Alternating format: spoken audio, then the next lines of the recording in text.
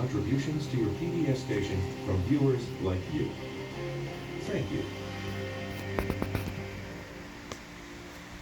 The summer surge of COVID-19 is raising more and more questions about reopening schools this fall. That issue was again at the forefront today, even as daily deaths nationwide rose to nearly 1,000, the most in weeks. White House correspondent Newshour begins our coverage. It's time for us to get our kids back to school. President Trump and federal officials are stepping up pressure on schools to push them to get back to in-person classes. Today, Vice President Pence and several top administration officials repeatedly stressed that students need to be in school this fall. Pence called it essential to nationwide learning. Education Secretary Betsy DeVos joined in. It's not a matter of if schools should reopen, it's simply a matter of how. They must fully open and they must be fully operational. And Labor Secretary Eugene Scalia argued the economy cannot fully recover if schools stay closed. It's very important as well to working men and women across the country who need to be able to structure their work days in a predictable manner in the expectation that schools will be open. The briefing began hours after President Trump tweeted a threat to cut off federal funding for schools that do not reopen. The vice president said President Trump was just trying to incentivize schools. President Trump also criticized the Centers for Disease Control. He tweeted he disagreed with the agency's, quote, very tough and expensive guidelines for opening schools. He claims the CDC is requesting schools to do, quote, impractical things. The CDC rules include enforcing masks for students and staff, cleaning and disinfecting frequently touched surfaces, and spacing desks at least 6 feet apart when possible. At today's briefing, Vice President Pence said the CDC will be issuing new guidance as a result of the president's criticisms of the current ones. The president said today we just don't want the guidance to be too tough. That's the reason why next week CDC is going to be issuing a new set of tools, 5 different documents that will be giving you more clarity on the guidance going forward. Critics say President Trump pushing to reopen schools too quickly could be dangerous. If you don't get this right, if there's an oops here, it probably means somebody died. When that starts to happen, they'll close schools down again. That will impact the economy. That will impact the funding for public school. It will be a vicious, vicious cycle. Meanwhile, local officials are making their own plans for the upcoming school year. Today, New York City Mayor Bill de Blasio announced that starting this fall, most schools in the city will be open for part of the week. 2 or 3 days in the classroom, in the school, the other days remote learning.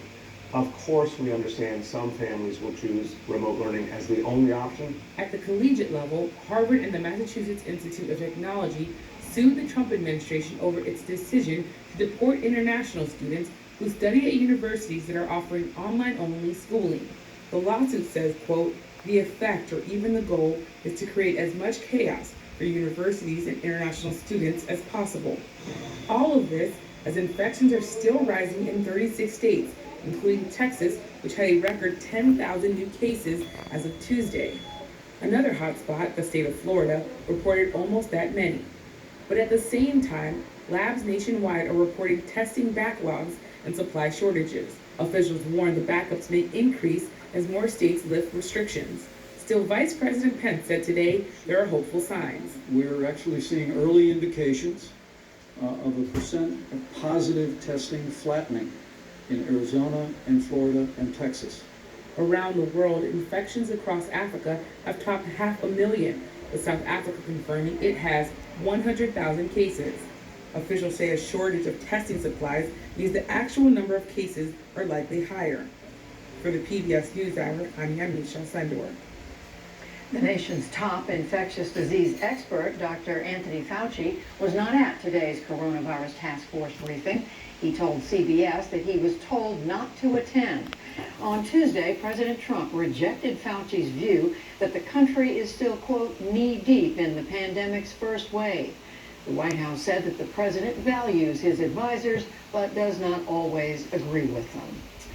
In the day's other news, the U.S. Supreme Court upheld and says that it may lay off 36,000 employees, nearly half of its U.S. workforce, unless enough take early retirement. And Brooks Brothers, which is finally The Dow Jones Industrial Average gained 177 points to close at 26,067. The Nasdaq rose 148 points to another record close, and the S&P 500 added 24 points. And the Ivy League College Athletic Conference is shutting down all fall sports, including football for its 8 members due to the pandemic. The move was widely reported this evening. The Ivy League is the first Division I conference to take that step. Still to come on the Newshour, understanding the testing shortages that are plaguing the country, North Carolina's lithium boom and the future of electric transportation, confronting... This is the PBS NewsHour from WETA Studios in Washington and in the West from the Walter Cronkite School of Journalism at Arizona State University.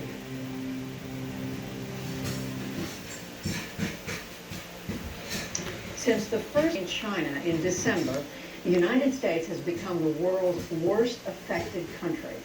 Case numbers in Florida, in Arizona, and South Carolina, seen here in red, are growing faster than in any other entire nation. And of the 25 top locations in the world for new cases, 15 are U.S. states. The U.S. coronavirus response has reignited the debate over American exceptionalism and its role as a leader on the global stage. Nick Schifrin has the story. In Seoul's nightclub district, robots served drinks in reopened bars. This was once a COVID hotspot. The government snuffed out an outbreak. In Paris, the Louvre reopened with mandatory reservations and face masks, a sign of France's relative success. And in Thailand, thousands of students returned to school, separated by partitions. Around the world, many countries are reopening and keeping case numbers low. But in the U.S., cases are accelerating and eclipsing even countries with large outbreaks, such as Brazil, Russia, and India, as the U.S.'s top epidemiologist, Dr. Anthony Fauci, acknowledged this week. We went up, never came down to baseline, and now we're surging back up. Across Europe, there are fragile success stories. Greece has one of the continent's lowest infection rates. The public face of its response has been not a politician, but an epidemiologist, Sotirios Tsiodras, who's so popular he got his own cartoon.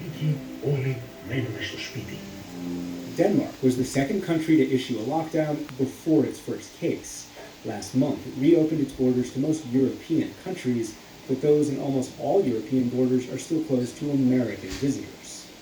Meanwhile, in Asia, Vietnamese soccer fans packed stadiums after the country stamped out the virus with contact tracing and strict quarantine measures. And in Taiwan, sports bars and baseball are back. When you have 15 people, and the 15 within a couple of days is going to be down to close to zero, that's a pretty good job we've done.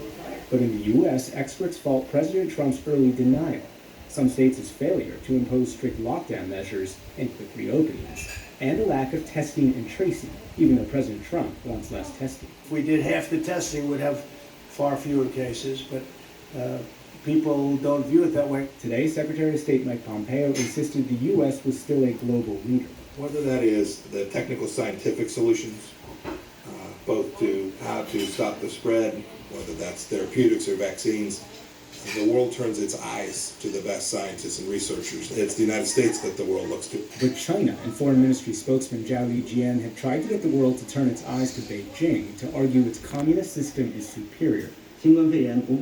China has achieved major strategic progress and brought the virus under control within a short period of time. Then we look at the U.S. We couldn't help but ask what and how the U.S. has done, and when it will stop shifting the blame to others. So how is the U.S. viewed around the world during the pandemic? For that, we get 3 views from 3 different regions. Jorge Castañeda was Mexico's foreign minister from 2000 to 2003.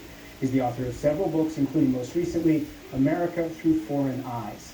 Reka Semerkenyi was Hungary's ambassador to the U.S. from 2015 to 2017. She's now a non-resident senior fellow at the Center for European Policy Analysis, a think tank in Washington, D.C. And Maina Kie was UN Special Rapporteur on the rights to freedom of peaceful assembly and association from 2011 to 2017. He's a human rights and anti-corruption lawyer from Kenya. Welcome all to the Newshour. And Mainakie, let me start with you. You go back and forth between DC and Nairobi. You happen to be in DC now. How do you and your colleagues talk about the U.S. and its response to the pandemic, given that you're here now?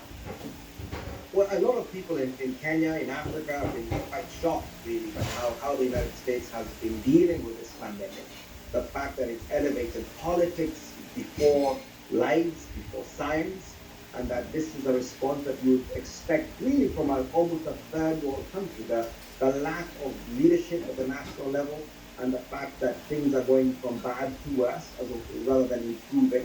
And so the luster, the sparkle that the United States has been for so many people has faded in a very dramatic way. Jorge Castaneda, I'm wondering from your perspective, is this just about the question of the administration's response to COVID, or is this about bigger trends about the United States that perhaps began before COVID? I think there's deeper trends, things that I describe in my book, America Through Foreign Eyes. For example, the end of American exceptionalism, or the increased sensitivity of the United States to what happens abroad, sensitivity or vulnerability or dependency, whichever you prefer. The United States in the pandemic is being seen, should be seen, I think, as one more country that is affected by it. Some years ago, we would have thought the United States is never sensitive, is never dependent on what happens abroad, except every now and then, Pearl Harbor and 9/11. But the pandemic has shown that on one hand, the United States is as sensitive to these things as every other country in the world. And secondly, the United States is not exceptional in that matter.